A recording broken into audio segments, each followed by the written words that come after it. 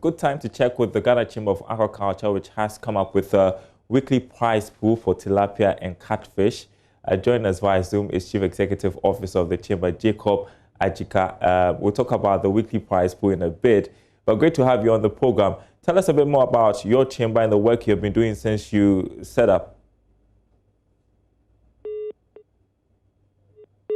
Chamber of Aquaculture Ghana is a professional organization dedicated to promoting sustainable aquaculture practices throughout the country. And we do this through advocacy, research, and also increasing collaboration among major key stakeholders in the aquaculture industry. So as a chamber, we have members who are mainly businesses that are registered and licensed to operate in the aquaculture industry. And they are farmers, fish feed producers, fish health entities, fish processors, and indeed fish distributors, and members all over the country. Great stuff. So, great stuff. In fact, I was fascinated when I got to hear about a chamber for aquaculture, and you had that discussion before our interview, how fish matters have become very important in our conversations in the lead up to the elections. What do you consider the major challenge for the aquaculture industry in Ghana? Well, the major challenge is the cost of production, and this is related to high cost of fish feed. At the moment, production for a kilo of fish costs around 6.9 Ghana cedis, which is averagely 60 to 17% of the production cost. And this is attributed to the cost of producing fish feed. Fish feed manufacturers at the moment are paying over 25% of import tax on some of the fish feed raw materials that is imported into the country. So this, in a way, affects the cost of fish feed that is produced by these fish manufacturers. And recently, indeed, we engaged the Ministry of Fisheries and Aquaculture Development on this. And at our last meeting, the Honorable Minister of the sector assured us that the government is working on that to give tax exemption to fish feed manufacturers. As of now, we are waiting. We are waiting to enjoy this benefit, and we are waiting to receive an official confirmation of this. If this is done, it will go a long way to support fish production in the country. At the moment, Ghana has one of the best ecosystems for aquaculture production. But at the moment, we are doing around 60,000 metric tons.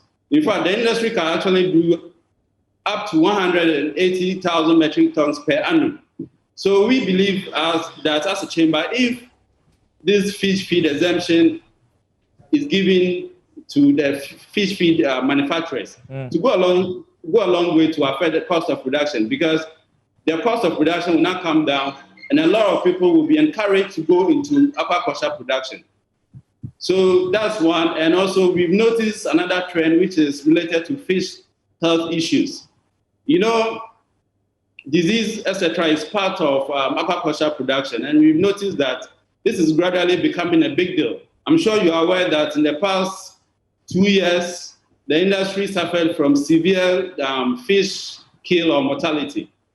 Right. However, we are aware that the Ministry of Fisheries and Aquaculture and the Fisheries Commission have started a vaccination program. That is very good, and we'll also encourage them to do that. And we also appeal to the government to invest into laboratories, because at the moment, we have limited laboratories in the country to diagnose fish diseases, etc. And we believe there is some good investment to modern laboratories. It will go a long way to help the farmers and to solve this challenge that is related to fish health.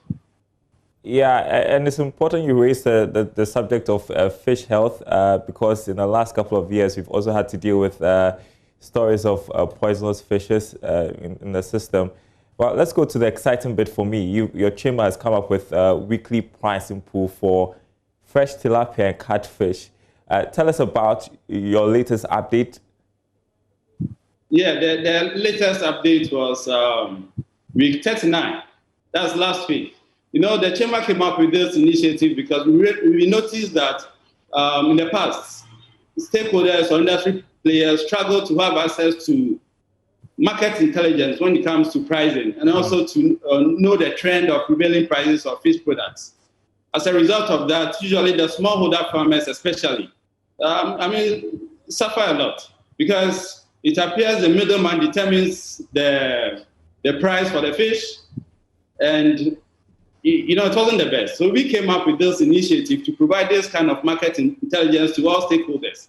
So from the comfort of your home, you could know the price of prevailing price for the previous week, and you can determine the price at which you want to sell your fish. That is tilapia or catfish.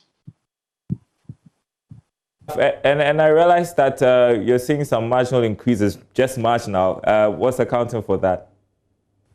Yeah, what's accounting for that is at the moment there is shortage of tilapia in the industry. And this is also one of the impact of COVID-19. When the COVID-19 pandemic started, most farmers were unable to sell their live fish stock. As such, they kept it in the water for a very long time. Then gradually, when the restrictions were eased, they started selling gradually. And what it means is that, when the longer you keep your fish in the water, it affects or it disrupts the production cycle. So from March to August, most farmers were unable to stock. Okay. They were rather focusing on how to get rid of their live fish stock. Right. And gradually, most of the farmers have done that, and we have what we can supply to the industry is very limited. I see. So actually, demand of tilapia and catfish is higher than what the industry can supply at the moment. Great, great. I've got to let you go, but I just wanted to ask you a personal question. Between fresh tilapia and catfish, what's your personal favorite? Wow, both is my favorites. I'll tell you mine. I'll tell you mine. That is catfish with a hot pepper sauce. Inshaallah, if you're watching, you have to do something about it. Thanks very much, Jacob Ajikat, CEO of the Chamber of Aquaculture. Great speaking with you this afternoon.